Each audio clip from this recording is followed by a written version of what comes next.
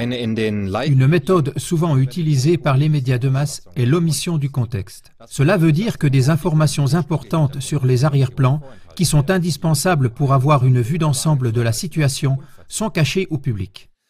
Ainsi, par exemple, il était question dans toutes les émissions de SRF qui ont été analysées du fait que le gouvernement syrien avait mis fin au cessez-le-feu. On n'y évoquait pourtant pas la raison pour laquelle cela est arrivé. Le gouvernement syrien avait compté auparavant plus de 300 infractions avérées au règlement par les rebelles, à tel point qu'il a été forcé d'intervenir.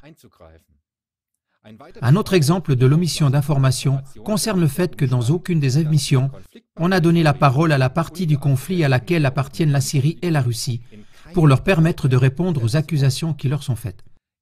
Dans tous les cas identifiés d'omission d'informations sur les arrière-plans et le contexte, la rétention d'informations était au détriment de la Syrie et de la Russie.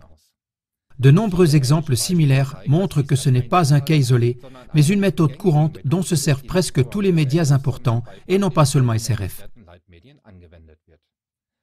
Le journaliste français et critique des médias Jean Queval confirme cela par le témoignage suivant.